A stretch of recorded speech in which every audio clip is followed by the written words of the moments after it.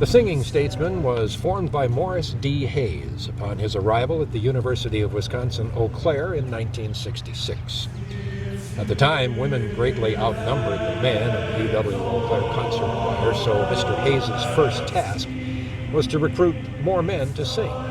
Imagine Morris Hayes moving from house to house, asking frat leaders what songs they had to sing, then charming the young men into joining his choir. A humble beginning, to be sure, but a great mental image of the genesis behind the Singing Statesmen. What began as a sales pitch to fraternities to even the balance of the concert choir has since evolved into a 50-year institution. The Singing Statesmen has offered countless memorable musical experiences to hundreds of men and has built a transcendent community of singers spanning generations. The Singing Statesmen has enjoyed a great continuity of leadership, needing only 3 permanent conductors in its history. Mr. Hayes held the position until 1987. Bruce McInnes followed from 1988 to 1990, and Dr. Gary Schwartzhoff has conducted since 1991. 14 countries, a performance for President George H.W. Bush, and other dignitaries are just some of the 50-year highlights. The choir has appeared at conventions of the American Choral Directors Association in Nashville and New York City, as well as numerous divisional conventions, most recently in 2014 in Des Moines, Iowa, and Wisconsin Music Educators Association conventions, most recently in 2015. In 1986, the ensemble performed at the Intercollegiate Men's Chorus Seminar and has returned every decade since, hosting the event in Eau Claire in 1996 and 2006, then performing at the University of Illinois, Urbana in March of 2016. The Singing Statesmen has commissioned works by many contemporary choral composers, Ola Yalo, James Mulholland, Moses Hogan, and Z. Randall Stroop, to name just a few. It's also enjoyed dedications from many others and performed numerous world premieres. Statesmen alumni have gone on to enjoy successful careers in vast areas of interest. The Singing Statesmen heritage now includes dozens of music educators, sending young musicians to UW-Eau Claire, establishing a legacy that will continue for years to come. What you're about to hear are the voices, the stories, and the legacy of the Singing Statesmen, established for the past 50 years. Well, my name is Doug Hayes, and I was Maury's son. My dad would be the first one to tell you that he didn't have the voice. He didn't even play piano that well, but what he had was an ear. And so he was just very into that music was going to be performed at a very high standard, or they weren't going to perform it. He used to stand at a podium here at Gantner, and that was back when it was this big wooden podium that took up almost a third of the front of the room. And he used to tell the boys, and don't be middle class.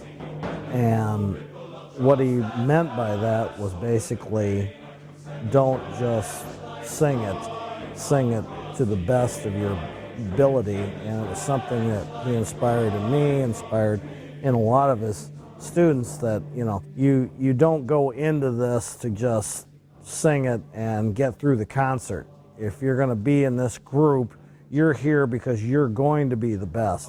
And he was very driven to drive his groups to be the best groups in the state of Wisconsin. He wanted the Statesmen to be the best group in the country. No middle of the road.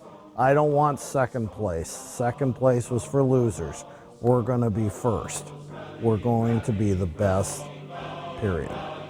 He was never a doctor.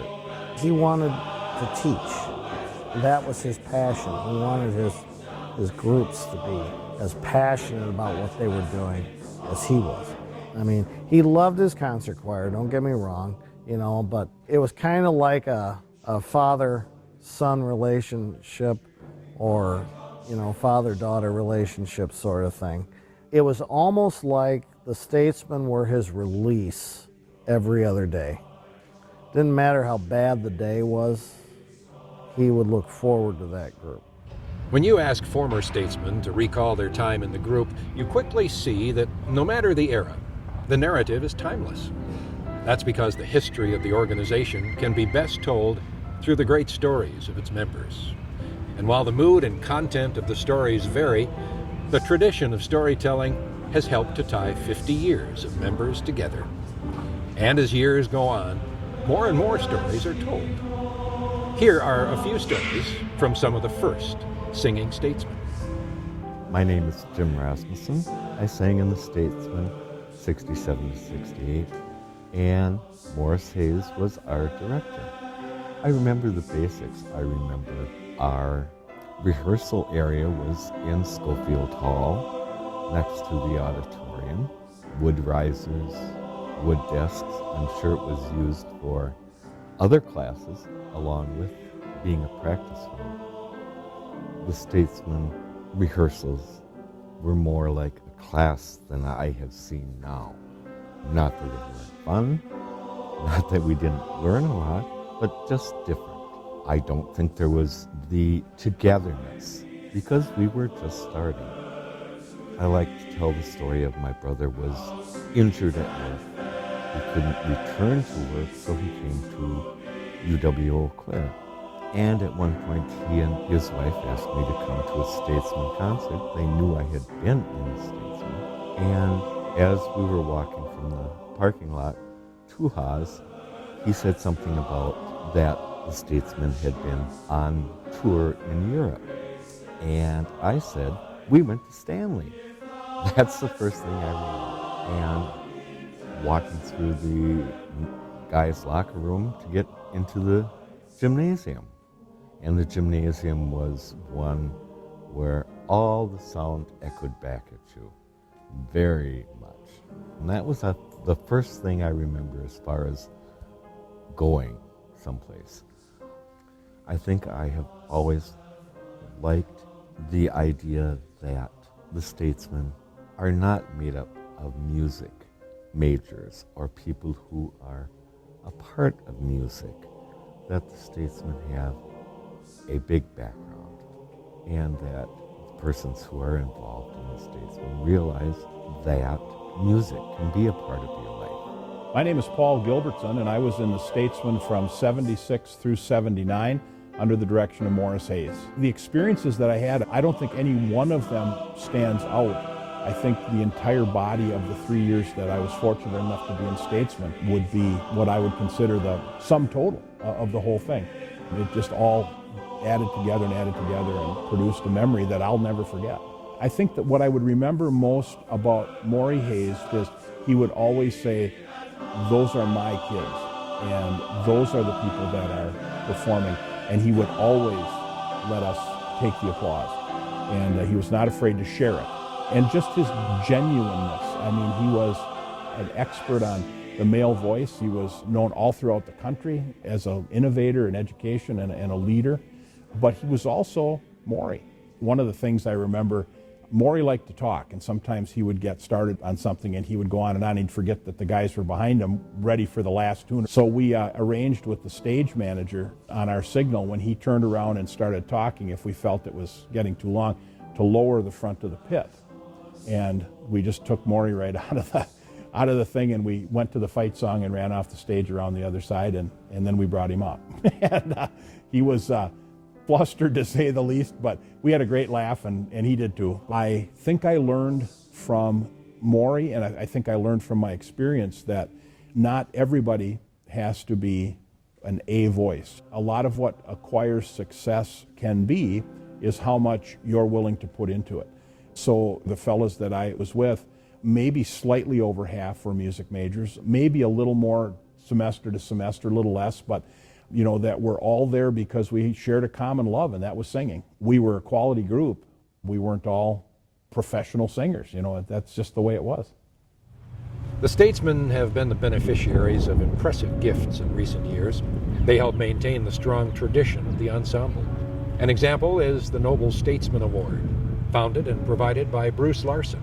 This award annually honors one freshman and one senior Winners receive a coat of arms and a one-semester scholarship. Michael and Kimberly Schultz founded an internship program for business majors who are also ensemble members. Michael and Kimberly Schultz interns receive a financial award and are representatives of the voice and choral area at UW-Eau Claire who promote and create awareness of the Singing Statesmen and voice and choral area in the community. These are wonderfully appreciated endorsements. However, reliable financial support from friends, former statesmen, will always be vital to long-term existence and growth. The future of the Singing Statesmen will continue to rely on the consistent support and creativity of alumni, the greater community, and those yet to be touched by this notable ambassador. Hi, I'm Michael Schultz. I was a 1984 graduate from the University of Wisconsin-Eau Claire. I was fortunate to have been in the Singing Statesmen from 1981 to time of my graduation. Under that time, we were conducted by Uncle Maury, Morris Hayes, as he was known back in the day. You know, music really has played a big part of my life, and the fact that I was able to be in the Singing Statesmen, be part of a camaraderie and a brotherhood of men who also enjoyed making music, it really taught me the value of teamwork, the value of a shared purpose, and really inspired me to look at things through a different set of lenses than just what people might normally be looking through. And I think it really gave me a greater sense of appreciation and beauty of not only the arts, but of things that maybe don't necessarily fit neatly into the art equation. And business certainly is one of those things, and to be able to blend the business and the arts, I think really is a gift that I was given here at the university. You know, I don't think that I've done any more or less than anybody else relative to contributing to this organization. I mean, it takes a lot of resources to make a program like the Statesmen successful. It takes people, it takes talent, it takes contributions. To the extent that I could have helped even a little bit financially, I'm pleased to have done that, because the last thing that I wanted to be able to say was, you know, I didn't give of what I was blessed with to help an organization that really, frankly, blessed me in so many ways. Whether it was giving me a better appreciation of the arts, whether it was giving me a better, more well-rounded perspective of society and some of the things that are out there. You know, music is an important part of society, and for me, it just helped shape me in so many ways. And so for me to leave this organization and never come back to it in any way would have been just something that I think would have been a mistake for me personally. I would just challenge everyone that has ever been a part of this organization to ask themselves, what would you be like if you didn't have this opportunity to be a part of this ensemble or this program? And to think, what can you do to help this organization in the future, whether it's your time, your talent, or your treasure? And let your heart speak to you about what you should be doing. I think that the more we can contribute to these types of programs in society can really bring us to a better place as a society. Morris Hayes retired from the University of Wisconsin-Eau Claire in 1987 and was replaced by Bruce McInnes. In the years that followed, Mr. Hayes worked in interim appointments at several universities, but his heart remained in western Wisconsin. He received the Honorary Alumnus Award from the UW-Eau Claire Alumni Association in 1992. Morris D. Hayes passed away on June 15, 2006 in Oceanside, California. Still today, the Wisconsin Choral Directors Association awards the Morris D. Hayes Award to an outstanding conductor. And UW-Eau Claire choral students still receive scholarships named in honor of Mr. Hayes, a pioneer of choral music in Eau Claire. My name is Todd Mathias. I graduated in December of '92 with a Bachelor of Music degree. I had the pleasure of singing under Morris Hayes, Bruce McInnes, and Gary Schwartzhoff. Well, I can remember my first rehearsal, believe it or not, and I was sitting there scared to death. I didn't know what to expect. And Dan Wolfgram walked in and he belched in the face of Ralph Haas, and Ralph had to guess what he had for lunch that day. So I kind of got an idea of what it was all about from that moment on, and needless to say, it was a lot of fun. After Morris retired, we went through a number of guest conductors and they interviewed, and we were able to choose the person that we wanted, and Bruce McInnes was that person. He had a very confident air about himself and a much more polished technique as far as conducting and musicality. And it wasn't that it was better, it was just completely different from what it was like with Morris Hayes. He made it a little bit more challenging as well with some of the music that he would choose in the repertoire. And he challenged us as well. There was no excuse. I mean, you had to have everything memorized, you had to have everything down pat. He could hear the littlest thing that was just not right. He'd stop everything. And a lot of times it wasn't necessarily just barking at us and saying, no, you're doing this wrong, or you're doing this wrong, or you need to come in on this part. He would stop if he could sense that the group wasn't completely into it, and he would tell us maybe a life lesson story or make us reflect on the situation that we were in that moment. And that was just the great thing about singing with Bruce. He was able to connect with each person, and when he would say something to the group, it felt like he was talking to that individual person, and you felt like he was talking to you. After 2 years under the direction of Bruce McInnes, the University of Wisconsin-Eau Claire hired Dr. Gary R. Schwartzhoff to become the director of choral activities beginning in 1991. Dr. Schwartzhoff, known to most as simply Doc, had attended college in Iowa and received his doctorate in music from the University of Missouri, Kansas City. For over 25 years, Doc has been a frequent guest conductor, lecturer, and choral ambassador, but his home has been Eau Claire. In addition to his responsibilities as the director of choral activities and conductor of the UW-Eau Claire Concert Choir and the Singing Statesmen, Dr. Schwartzhoff has been the director of music at First Congregational Church and the founding conductor of the renowned Master Singers. Dr. Schwartzhoff has been highly acclaimed in his time in Eau Claire. Early in his tenure at UW-Eau Claire, he served as the president of the North Central Division of the American Choral Directors Association. In the years that followed, Doc has received numerous awards and distinctions, including the Morris D. Hayes Award from the Wisconsin Choral Directors Association, named for his predecessor. Gary Schwartzhoff. I came to the University of Wisconsin-Eau Claire in 1991, fall semester, so this is my 25th year. I serve as Director of Choral Activities, and among my responsibilities is to conduct the Singing Statesmen. Coming here in those first years changed my perspective a lot about this. I think there's something very unique about a male chorus. Much of it has to do with the voicing, the fact that you're doing SATB music in many instances, especially in the case of like the Renaissance motets we're doing, voice for a male chorus. The tuning is different than is an SATB choir.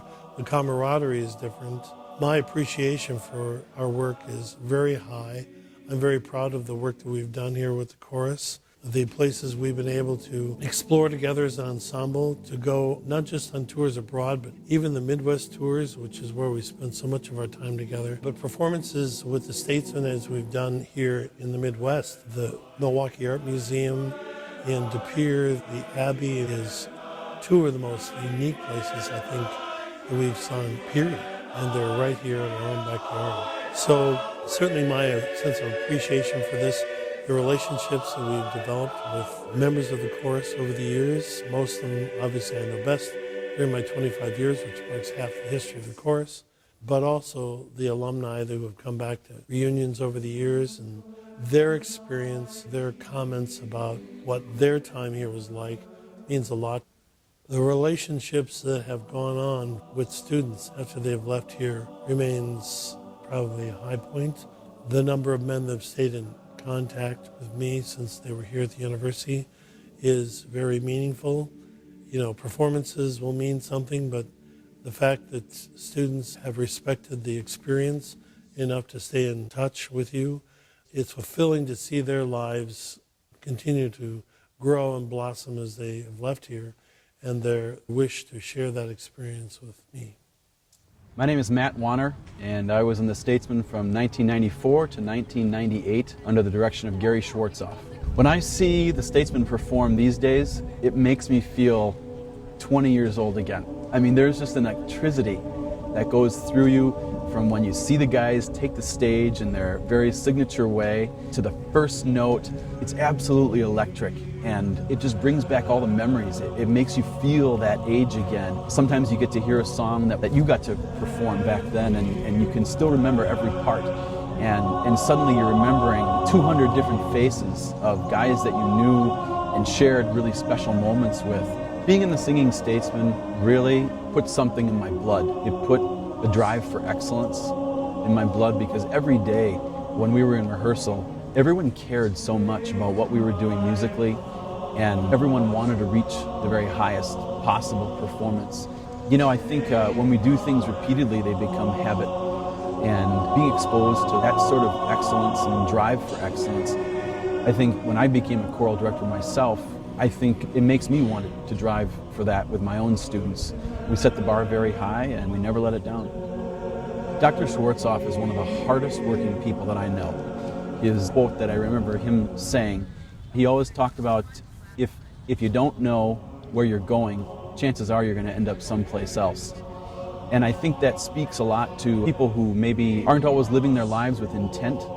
The best thing that we can do as teachers, hopefully, is teach our students to have intent in their lives, whether it's in their music making, or if it's just in a particular phrase, have intent with that phrase. And do you know what you want to do with it? Because if you don't know what you want to do with it, chances are you are going to end up someplace else, and that someplace else ends up being a very lifeless area.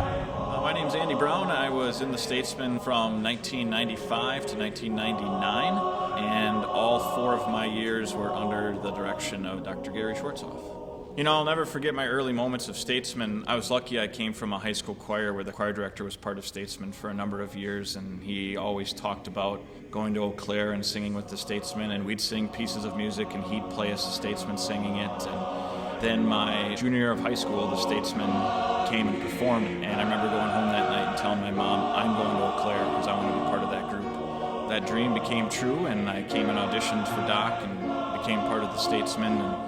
But then that fall that I was entering Statesmen, they had a huge concert planned down in Milwaukee, and he handed me a tape and several sheets of music and said, come prepared with this because we're hitting the ground running this fall. But then to walk in and start to form friendships and actually hit that first chord with the group of guys was one I'll never forget. My favorite musical moment was when we hosted the IMC Festival my freshman year, and the audience of Gantner Hall was filled with men's choirs from around the nation. And in the middle of our set, we sang the Fennel Heath Death Be Not Proud. And just thinking of that song gives me chills, but when we finished the song, we got a standing ovation from all of those choirs and their directors. And we still had songs to go in the middle of the set, and it was just an absolutely phenomenal musical moment. Another favorite memory from Statesmen was our European tour of '96, where we went from the Czech Republic to Budapest, over Austria, Switzerland, Germany. You know, there's a lot of fun social moments from that tour, concert venues and different amazing churches we sang in and music that was made.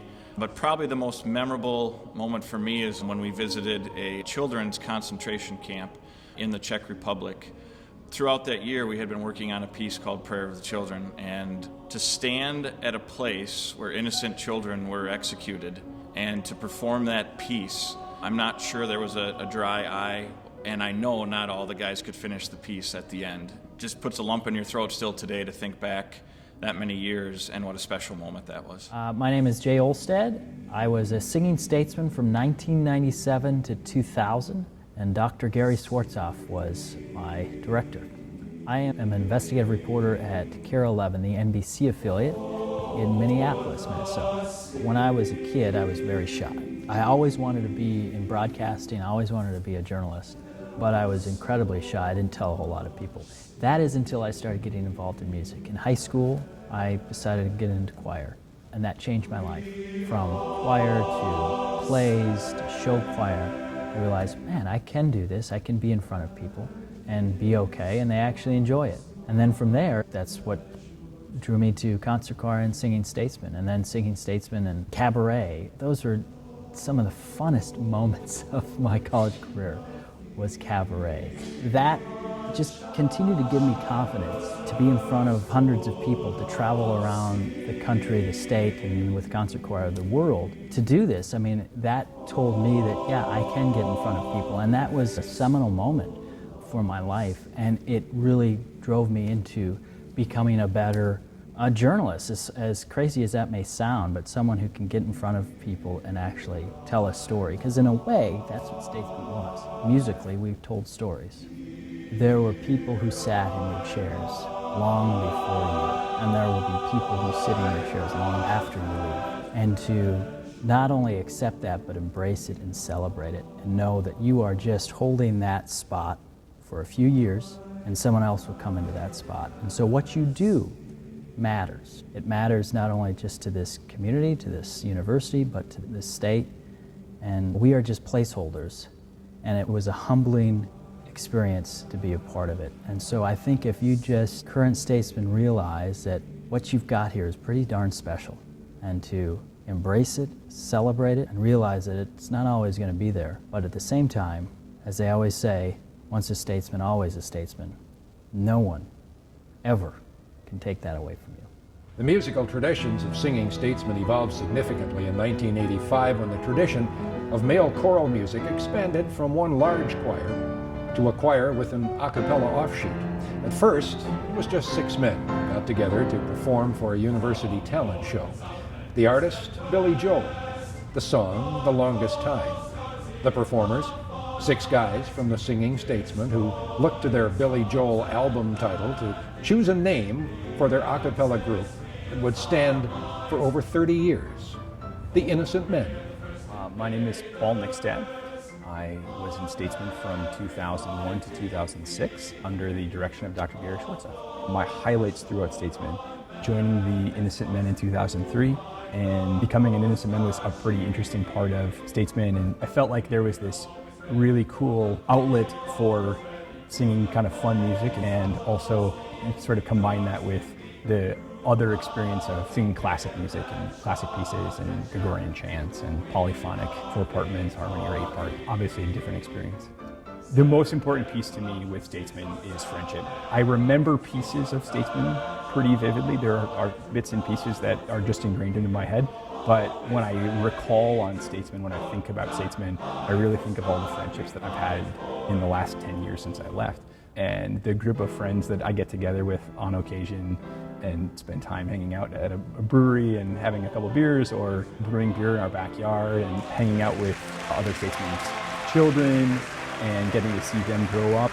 Those friendships are just totally irreplaceable. The opportunity to be a Statesman and form those bonds was just something that I don't think people completely understand, and I don't think that I would have found anywhere else. My good friend Reed Larson, who stood up in my wedding and was a Statesman, a baritone with me for many years, at one point in time shared with us that he hoped that his 2 sons would grow up to be like many of us, like many of his friends who were also in Statesmen. And so I don't know what the next 50 years brings, but I certainly think that the Statesmen can be like our sons, and we can always hope that our sons end up like Statesmen. That's a pretty good spot for us to be. My name is Max Athorn. I joined Statesmen as a junior in college from 2005 to 2007 under the direction of Dr. Schwartzhoff.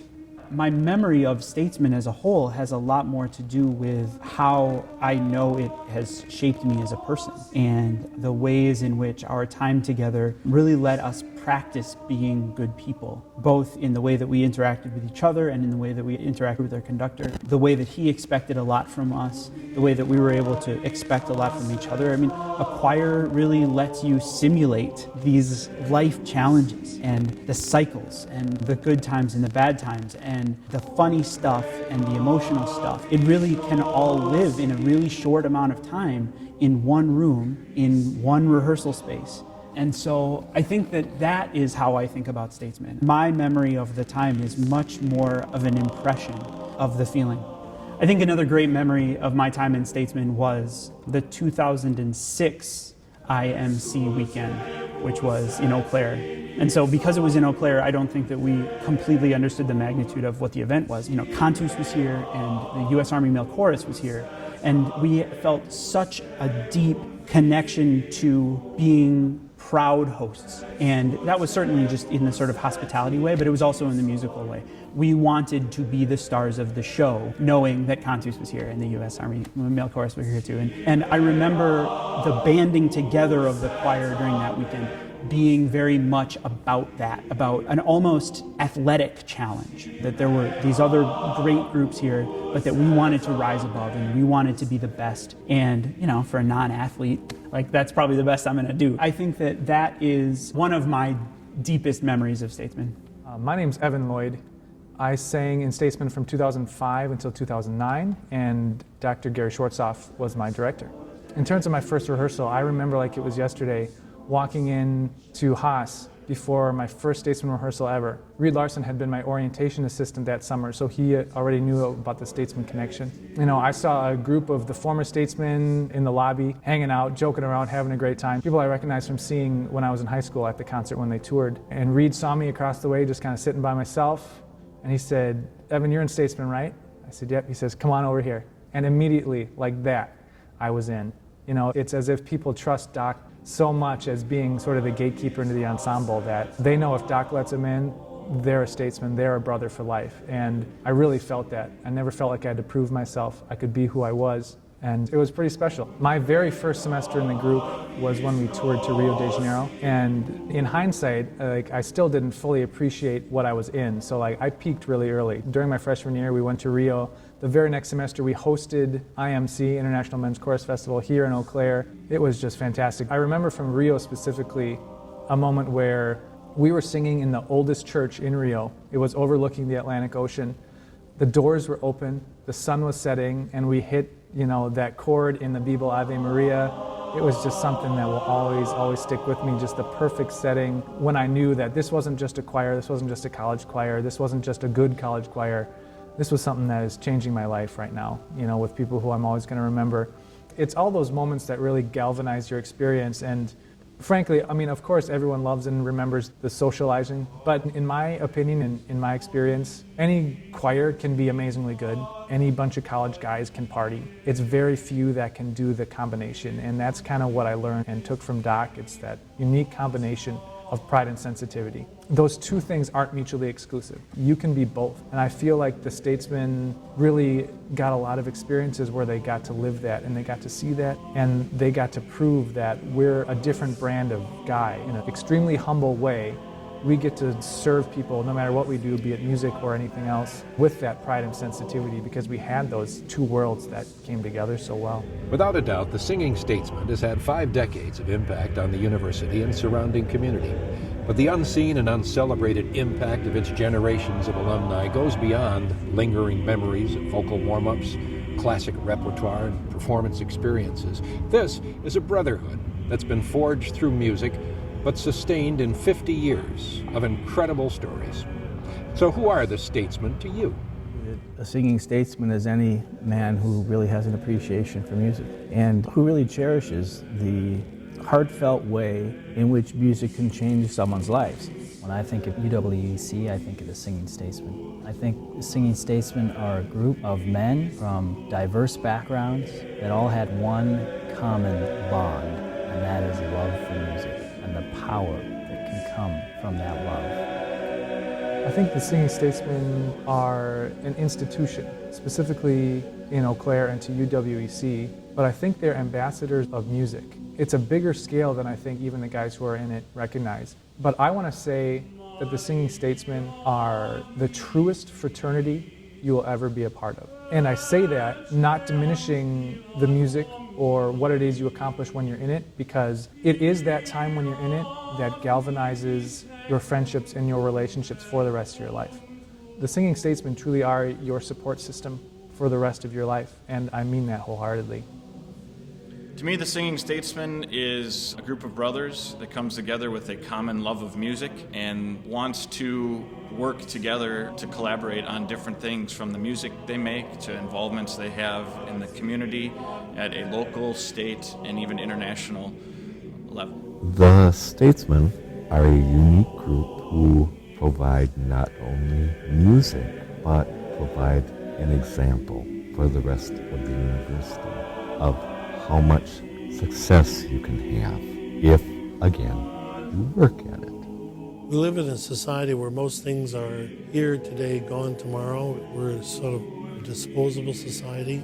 I think knowing the members, the individuals who've gone through the ensemble, knowing the amount of work that it takes to create something of this level takes a lot of time and commitment. I think that in turn, I believe over time, from not just myself but the other directors as well, has shown up as a work ethic for their lives. I think therein lies one of the single most important things about what we do here, that we learn to work as a community of learners, and then they take that experience out into their life and their jobs, their families. The Singing Statesman is a young man who is willing to maybe try something new, dig a little deeper into the inside of themselves to pull something out, to become a singing statesman as the R part to add to that group. I think the group is a great example of the singular coming into the multiple. You have to give a little, you have to hold a little back, you have to know how to sing next to the fella next to you and the one ahead of you and the one behind you. So the statesman is an individual who's willing to do that, and the statesmen are the result of that. You know what's so great about them is that they come from such a diverse background. You know, you had guys who were studying accounting, you had guys studying cartography. We all came from such diverse backgrounds, but we all came there for the same purpose. And that was what united us. And so I think, who are the statesmen? I think they are united by purpose, and they're a group of guys that seeks excellence in what they do. To me, the Singing Statesmen are this interesting collection of people who start off as freshmen and don't fully have a grasp of what the group is like and the challenges before them, but have a sense that there's something more out there. And the best part is the seniors have a good grasp of what they're doing and how their relationship with the concert goers and their relationship with the rest of the members and their relationship with the conductor, but they still don't have a clear vision of where this is always headed. They just sort of hope to have this idea of the statesman that as a loving and caring group that puts together great concerts and has some beautiful shared experiences. But at the end of the day, does it take you to your next job? I don't know. My everyday life has influences from what I was as a statesman or who I am as a statesman. But the other aspect is all these shared experiences and all these important ideas that I picked up and all these important relationships that I have. The Singing Statesmen represent a microcosm of American male youth. You can find every type of a person within that 70, 80 man group, and amazingly enough, and I wish this were the case in our world today, any differences or any adversities that someone might have are completely wiped away when they're all standing together on that stage making beautiful music. Art for art's sake is wonderful. And as an art teacher, I feel that way. I certainly teach art for art's sake. But as a college ensemble, as a group of young people that is uniquely suited to grapple with the world's challenges, that we should be pushing ourselves harder to do the things to change the world, to push the envelope of discussion, of social justice, of making sure that all people on this campus feel like they can be singers, that all people that are in our country feel like they have access to this sort of opportunity. Because I will say that when I think back of my own experience of statesmen, one thing that I absolutely was blind to my privilege, and I wasn't aware enough how uniquely suited I was when I was 21 years old and on top of the world to make real meaningful change in our world. And so I want the statesmen to pursue that. I want the statesmen to be a group that can talk about the things that they did to help change the world.